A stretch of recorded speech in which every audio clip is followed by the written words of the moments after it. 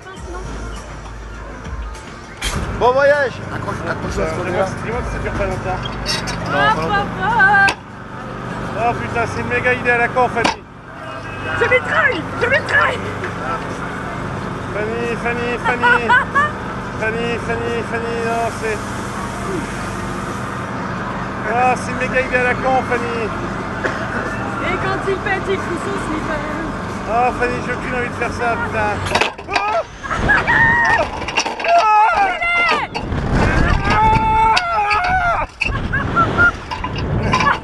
Va te faire...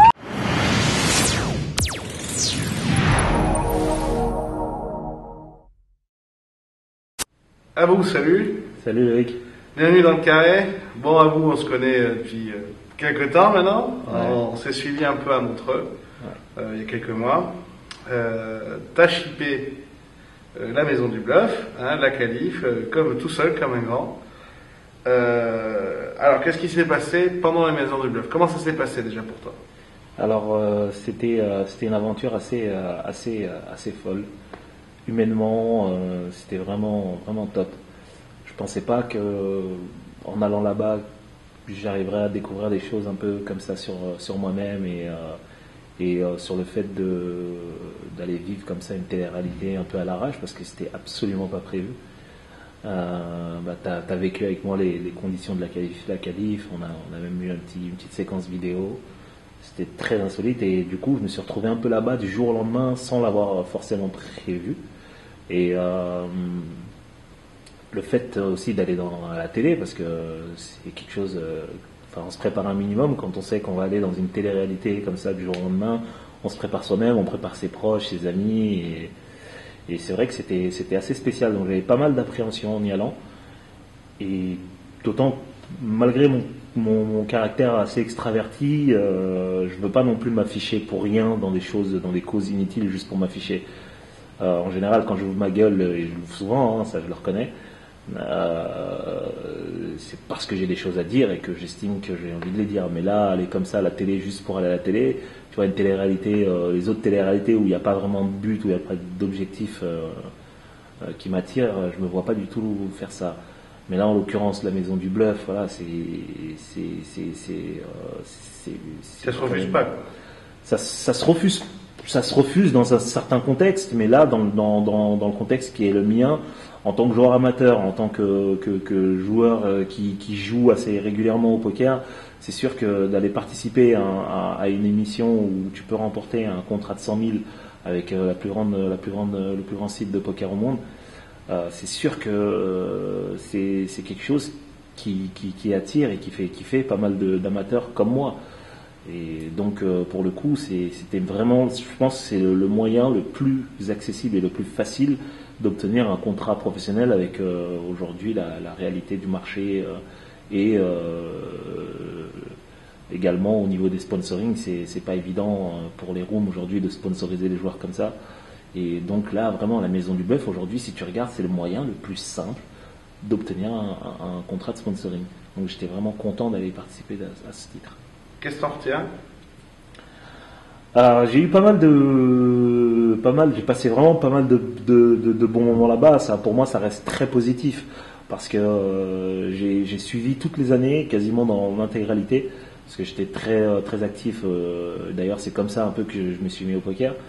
Je retiens pas mal de bonnes choses. Après, j'ai vécu une aventure assez difficile parce que j'étais short stack tout de suite, donc j'étais sous la tente. J'ai dormi 14 jours sous la tente. C'était difficile aussi la vie en communauté, comme ça, avec des gens que tu connais pas. Tu prends sur toi beaucoup de choses. Et moi, qui étais un peu rodé déjà des émissions précédentes, du coup, je savais en fait dans quel panneau il fallait pas tomber pour éviter les embrouilles. Alors les embrouilles qui font bien le jeu télévisuel, mais d'un point de vue rapport humain dans l'émission, une fois quand tu es à l'intérieur de la maison, c'est sûr que c'est toujours chiant qu'il y ait des embrouilles. Donc j'essayais d'éviter un maximum de par mes attitudes, de par mes réactions et de faire en sorte à ce qu'il y ait le moins d'embrouilles possible. Et j'en retiens une belle aventure et je suis assez fier de ce que j'ai fait là-bas. Je pense ne pas m'être trop affiché. J'ai pas trop, je pense que j'ai la télé, ça m'a pas. Non, ça n'a pas noirci ton image, quoi. Ouais, je pense ça a été plutôt bénéfique que l'inverse. Donc, je suis assez satisfait de ce que j'ai fait là-bas. D'ailleurs, genre, je le dis en rigolant et tous les anciens candidats qui ont participé à ça le disent aussi souvent. S'il y en a une prochaine et qu'il y a des qualifs, je vais les snap et je vais tout faire pour y aller, pour retourner, pour prendre le contrat. Quand bien même je l'avais gagné, le contrat, s'il y a un deuxième contrat à gagner par ce biais-là, bien, je vais tout faire pour y aller, pour retourner, pour prendre le truc et pouvoir profiter de ma passion sur le circuit avec ce contrat de sponsoring. Tu perds en demi-finale Ouais. et c'est sale. Ouais, je perds en demi-finale, c'est sale, mais ce jeu n'est pas fait que de good beat, comme on dit. Malheureusement, je joue un heads-up avec Goulven, qui est un joueur très aguerri et que je respecte beaucoup, qui est un très bon joueur, mais qui partait avec un tapis 5 fois supérieur au mien au départ du heads-up. Alors on est très très deep, donc bon, c'est pas trop sans grande incidence, mais tant bien que mal, j'arrive à revenir à hauteur. Et malheureusement, je perds ce coup à tapis où, après une ultime agression, il m'a mis 32 blindes avec As-Roi. Bon, avec As-8, pardon. Donc j'ai call avec As-Roi et puis il m'a fait le 8. Et après l'histoire, la suite, on la connaît. Bon, c'est un coup pas très standard et dans ce contexte-là, c'est sûr qu'on a envie de gagner ce coup-là et on se voit le gagner et ça change complètement la donne pour moi. Mais j'ai perdu ce coup-là, ça reste un coup de poker, j'ai réussi à le recontextualiser tout de suite. Pendant une demi-seconde, je me suis dit, qu'est-ce que je fais? J'ai eu une demi-seconde comme ça de tank interne, où je me suis dit, de toute façon, le coup est fait, le board il changera pas là. Voilà. Je casse la table ou... Ça sert à rien c'est bon. Le coup il est perdu, c'est fini, bon, c'est du poker, on referme le volet. J'ai vécu une super belle aventure. Et d'ailleurs, j'ai ma sortie pleine de dignité, j'ai envie de dire, parce que Goulven n'était pas très bien, et ça se comprend. On en a discuté et du coup, cette sortie m'a été quand même bénéfique en termes d'image, bénéfique sur pas mal de choses, puisque à l'issue de ça, il y a 2 contrats surprises qui ont émergé et soumis à des votes du public et autres. Et beaucoup de gens que j'ai croisés aussi, des amateurs, que ce soit dans les tournois, dans les FPS, au cercle cadet ou dans la rue même, les premiers jours, beaucoup de personnes m'ont parlé justement du fait que de ce heads-up là, de la sortie et de mon attitude de manière générale dans l'émission. Et je pense que c'est grâce à ça que j'ai pu obtenir ce contrat qui est arrivé un peu tombé du ciel. Voilà. Alors, juste avant de parler de ça, est-ce que quand même... Donc tu dis tu prends sur toi, tu sors de table, voilà, c'est fini. Est-ce que quand même, je sais pas, sur le coup tu te dis putain c'est vraiment injuste, ou est-ce que de suite tu dépasses le truc quoi? Franchement, je t'ai dit, j'ai eu un tank intérieurement, je me suis dit putain. J'ai eu plusieurs phases, c'est très rapide en plus parce que j'attendais le moment où j'allais le faire craquer et j'ai réussi à le faire craquer à ce moment-là. Et quand 32 blindes dans un heads-up pré-flop, là j'ai call parce qu'il y a une somme d'historique, mais call 32 blindes dans un heads-up, t'es jamais très content. Enfin, tu te dis de toute façon on est en flip, mais t'imagines mal le mec en face jouer son aventure avec une main comme à suite. Donc bon, tu te retrouves en 70-30, t'es quand même très content. Donc il y a cette première phase où ultra content. Et là, il y a cette seconde phase qui arrive très rapidement aussi, où tout de suite le 8 en door card, qui frappe et bon. Après, on voit le board se dérouler et on perd le coup. Donc là, il y a une seconde phase où on se dit, oh putain, j'ai fait tout ce travail-là, je l'ai amené à faire cette erreur, il a payé, et là, le board vient zapper tout cet effort. Et puis là, tu rentres encore dans une autre phase, et tout ça dans un laps de temps très réduit où tu te dis, bon, écoute, t'as perdu, ça changera pas. Dans quel contexte on est, dans quel cadre on est, quelles sont les conséquences pour ma vie, quelles sont les conséquences pour mon aventure. Voilà, tu arrives très vite à le relativiser. Bon voilà, t'as joué aux cartes, t'as perdu. Bon c'est pas grave, la vie elle continue. Donc PokerStars décide de faire 2 contrats au vote du public. Ouais. Finalement il y en aura 3, mais en tout cas à la base 2. Ouais. Quand on regarde un peu l'extérieur, nous on se dit c'est obligé, à bout il va en avoir. Pourquoi? Ah, parce que tu étais très aimé de la communauté, tu étais très suivi.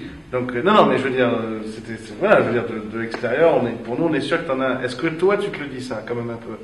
Tu te dis quand même, je suis hyper suivi, tout ça.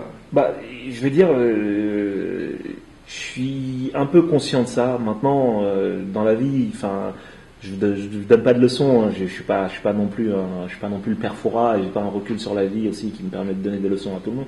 Mais j'ai en tout cas souvent appris dans mon parcours à me satisfaire des choses que je palpais, pas des suppositions ou des projections tant que j'ai pas les choses entre les mains, j'ai pas tendance à me dire que c'est déjà gagné.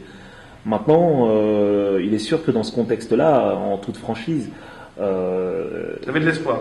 bah, j'avais de bon espoir parce que ça passait par des votes du public et il y avait deux chapeaux. Tu avais le chapeau des personnes qui étaient castées et tu avais le chapeau des personnes qui étaient qualifiées. Donc moi, je me suis qualifié et par miracle.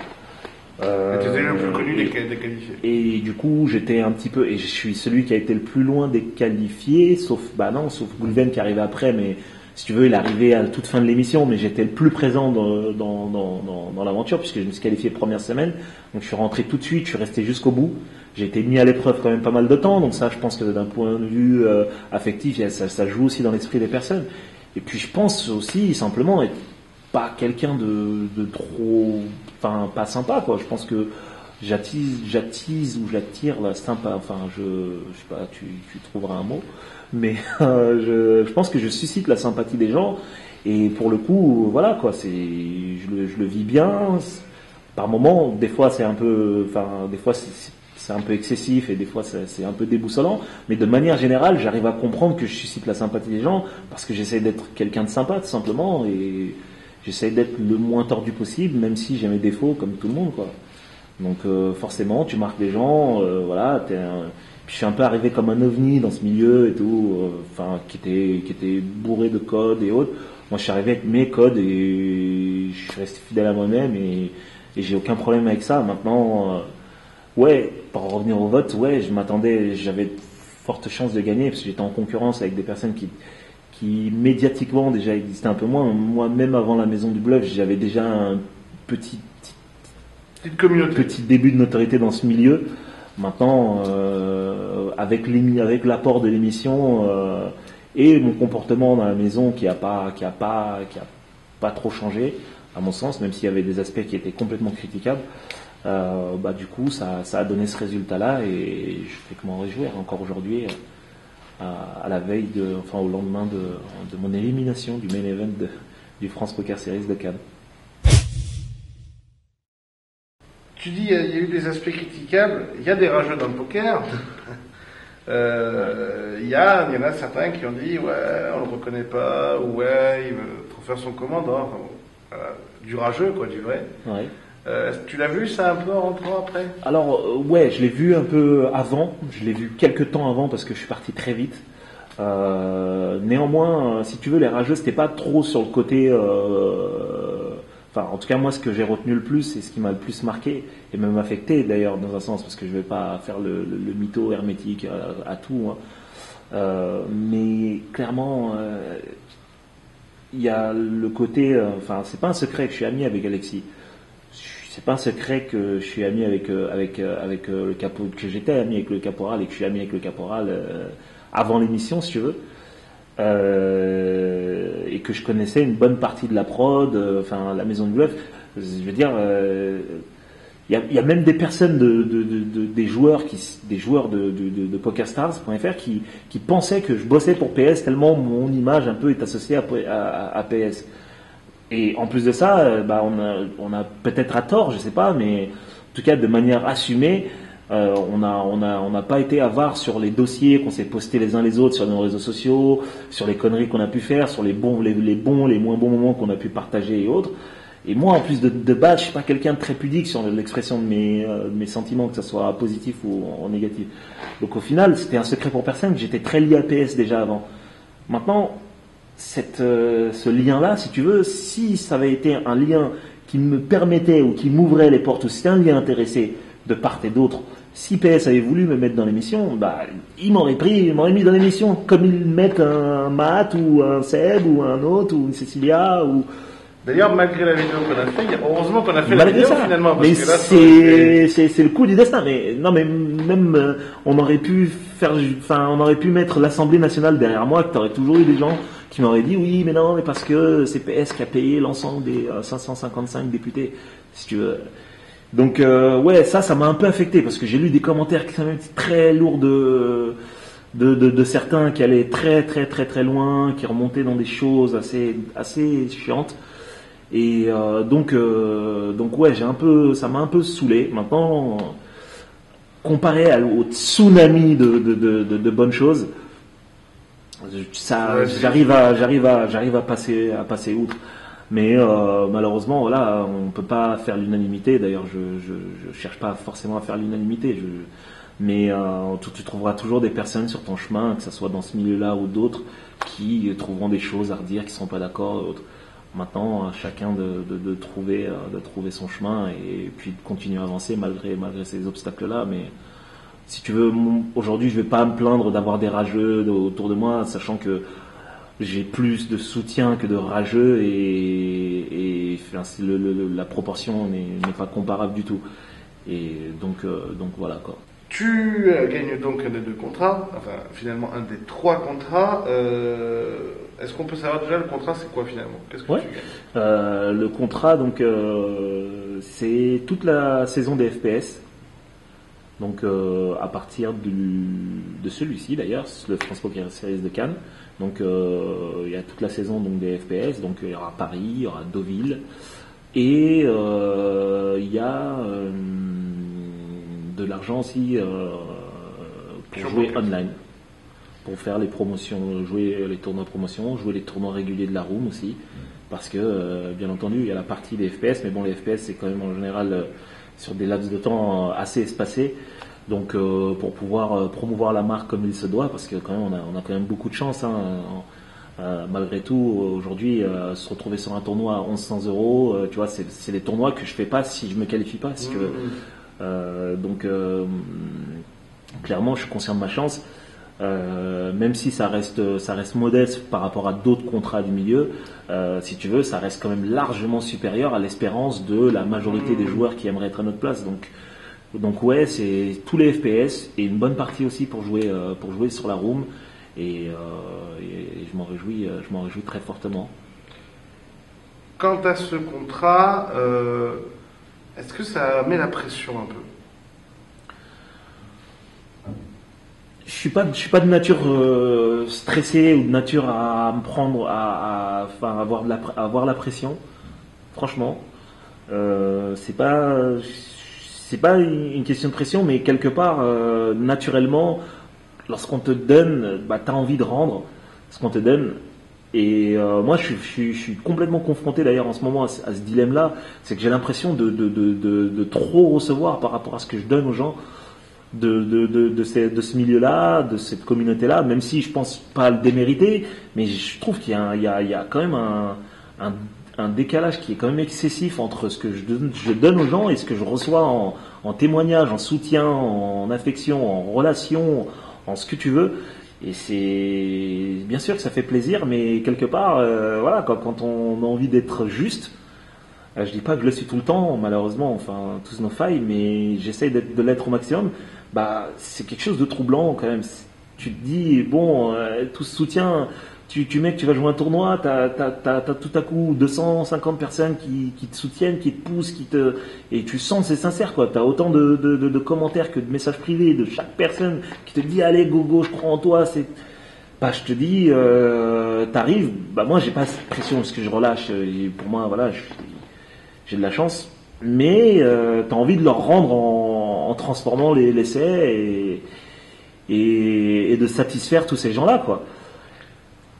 Tu parles des gens qui te soutiennent. Est-ce que dans le milieu un peu fermé, le petit milieu du poker pro, ouais. Bon, déjà ta place à l'époque, elle était avant que tu sois sponsor. Déjà, il y avait des railleries, il y avait un peu des fois, voilà, toi, des bruits qui courent, comme dirait l'autre. Mhm. Comment t'as senti quand t'es passé du côté pas joueur pro en tout cas entre guillemets, mais joueur sponsorisé quoi. T'as senti comment le petit milieu Bah, là déjà, il y a un piège à éviter, je pense, c'est de pas justement quand tu signes un contrat et que tu es sponsorisé par une room, le premier réflexe c'est de te qualifier comme joueur pro. Donc ça, je pense que c'est le premier piège à éviter et que en tout cas tant bien que mal, j'essaie d'éviter parce que quand je croise des personnes ou quand je discute autour des tables ou dans les chats de table, quand je me fais un peu de trash talk, ah oui le joueur pro ou encore hier à la table au FPS, il y a un mec un joueur qui me dit alors le joueur pro, j'ai bien joué et tout, sous des airs un peu de. Donc moi, à chaque fois que j'ai rencontré des personnes, à chaque fois que j'ai eu affaire à ce type d'échange-là, j'ai tout de suite rappelé le fait que moi, je suis un joueur amateur. Je suis pas un joueur pro. Et je me considère pas comme un joueur pro. Je suis un joueur amateur qui a un contrat de sponsoring. Et en aucun cas, je me légitime en tant que joueur pro. Pour moi, un joueur pro, c'est Elki, c'est Negreanu, c'est Duhamel, voilà, ça, c'est des joueurs pro. C'est Julien Bricard, tu vois, ça, c'est les joueurs pros, tu vois, c'est les copains aussi qui sont pros, c'est Erwan et compagnie. Voilà, pour moi, ça, c'est les joueurs pros qui ont complètement la légitimité de s'affirmer en tant que joueur pro. Moi, je suis un joueur amateur, comme la majorité des joueurs de club, des joueurs de cercle, que ce soit à Paris ou ailleurs. Et pour moi, c'est là d'où je viens. Et même si j'ai pu avancer, qu'aujourd'hui les portes sont un peu ouvertes pour moi, plus facilement, ben oui, je reste un joueur amateur et ça, j'en suis très fier et demain, quand mon contrat se terminera, si je suis pas renouvelé ou si j'ai plus de sponsors, ben je retourne, je reviens à mon statut de joueur amateur qui d'ailleurs n'a pas changé. Qu'est-ce qui a le plus changé d'ailleurs alors, finalement? Bah ma vision. Paradoxalement, ma vision, et je pense que ça sera jamais donné à tout le monde, puisque malheureusement tout le monde ne peut pas être demain sponsorisé dans ce milieu. Et du coup, ma vision, elle a un petit peu changé, un petit peu évolué. Il y a certains pièges dans lesquels je tombe moins, certains rêves Est-ce que ça te désenchante un peu d'être dans le milieu comme ça? Pas que ça me désenchante parce que j'ai un fil rouge qui reste ma passion de ce jeu d'un point de vue stratégique, d'un point de vue mathématique, d'un point de vue fun, d'un point de vue rencontre, d'un point de vue social et autres. Mais à côté de ça, ça reste un jeu d'argent, ça reste un jeu. Moi j'ai l'impression quand même quelque part inconsciemment d'avoir un petit peu changé. Et je sais pas, j'ai l'impression quand même malgré tout d'avoir changé, même si je me bats pour conserver cette étiquette d'amateur, dans mon esprit il y a un côté, j'ai l'impression que je suis pas vraiment le même qui a commencé en 2010, qui avait je sais pas, c'est un mix de plein de choses en fait. J'ai l'impression un peu d'avoir un petit peu changé, donc pas forcément pris la grosse tête ou m'être pris pour, mais j'ai quand même l'impression d'avoir tracé un chemin très rapide et d'avoir pu faire un bon nombre de choses. J'ai joué le main event, j'ai 3 ans de poker, j'ai encore plein de lacunes techniques et ça j'arrête pas de le dire à mes copains les plus aguerris, et ce que je comblerai, ça se trouve jamais. Mais malgré ça, j'ai pas encore tout vécu, mais dans ce milieu, T'as beaucoup vu. J'ai beaucoup vu quoi. Je fais pas mal d'FPS, je joue le main à Vegas. Bon voilà, j'ai pas encore fait de PT, mais c'est le seul truc qui me reste quoi. Après, voilà. Et quand tu dis t'as beaucoup vu, alors au final, ce milieu, ce petit milieu, tu en dirais quoi toi au final? Sans parler de tous les amateurs qu'il y a autour, la petite élite Facebooko, twitterienne, parce que c'est ça en réalité. Aujourd'hui, en tout cas c'est la vision que j'en ai, c'est t'as une petite élite, un petit noyau de, je sais pas, peut-être 500, 700 joueurs de poker avec une élite, un top 100 soit historiquement élite ou alors tout fraîchement élite.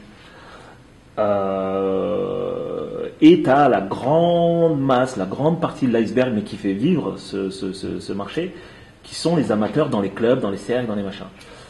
Donc j'ai deux visions qui sont un petit peu différentes forcément des deux. Donc Bon, ta vision, on connaît un peu ta vision grand public. tu veux absolument que je te parle de... Bah, On sait que t'es un homme franc. Alors. mais ouais, d'accord, ouais, mais Juste qu'est-ce que toi t'en retiens? franchement, je l'ai dit à maintes reprises, j'ai fait des super rencontres. J'ai vu vraiment, il y a vraiment des gars vraiment super bien, super intéressants, super intelligents. Je pense à Quentin Lecomte, enfin, je pense à Flavien Guénan par exemple. Je fais vraiment, enfin, des mecs, il y a vraiment vraiment de très bons gars. Après, t'as les façades. Franchement, moi, enfin, au départ, je suis super naïf naïf. Pour moi, je vois le mal chez personne, tant qu'il n'y a pas de mal qui est fait. Et je t'avoue que plus j'ai avancé dans le milieu, et avec la progression et avec les conséquences que tu connais, et plus j'ai été confronté à certaines réactions de la part de certains mecs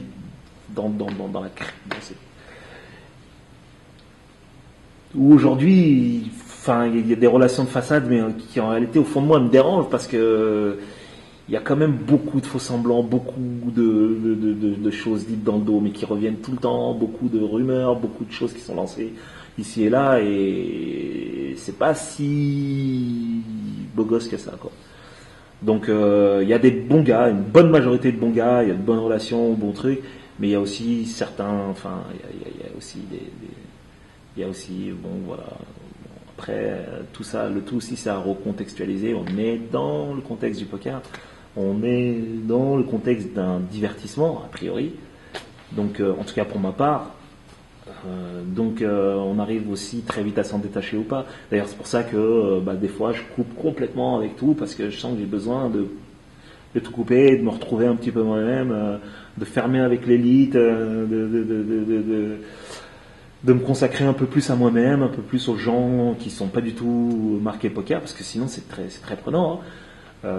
Et puis t'as l'impression que c'est un petit rituel. Hein.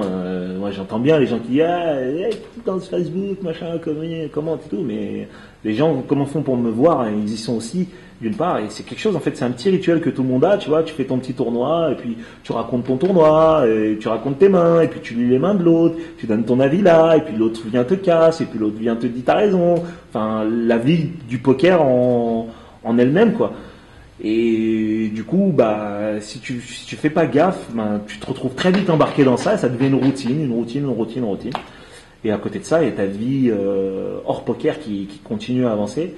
Et si tu gères pas bien l'équilibre entre les deux, tu peux te retrouver très vite piégé dans l'une ou l'autre des parties.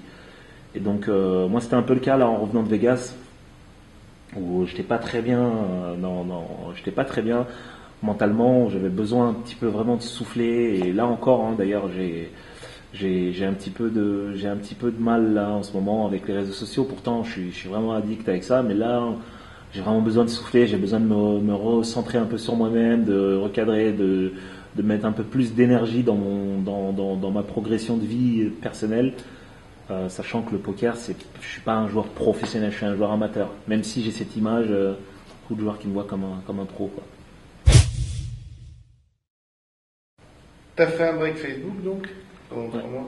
Ouais. T'en retires quoi? J'en retiens que j'avais plus de batterie, ma batterie tenait plus longtemps. Batterie d'iPhone qui tenait, j'avais pas besoin de la recharger 26 fois par jour.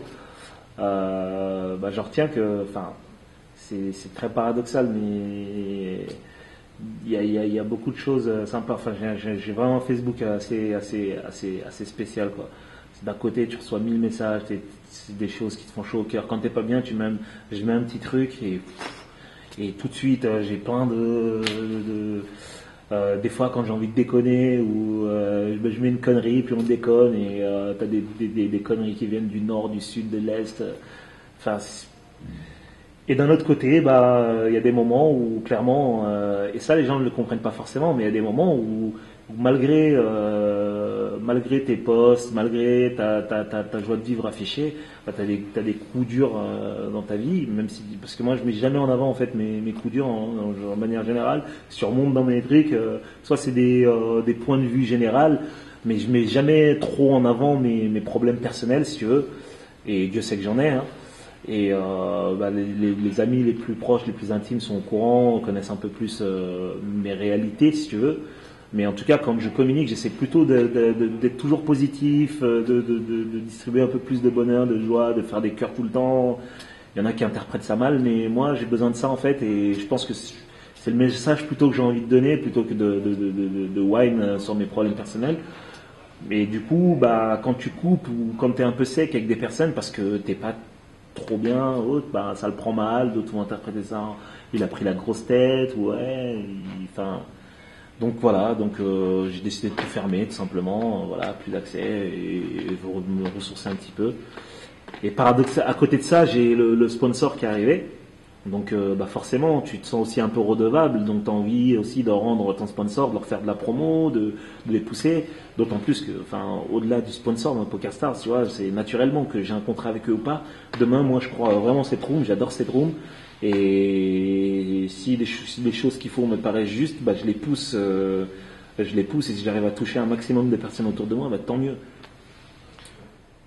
Le plus négatif, c'est peut-être en fait d'avoir laissé le poker prendre autant de place dans ma vie, quoi, parce que c'est vrai que c'est très prenant et je me suis peut-être un petit peu moins consacré à mon entourage hors poker, à ma construction personnelle hors poker, si tu veux, à ma carrière.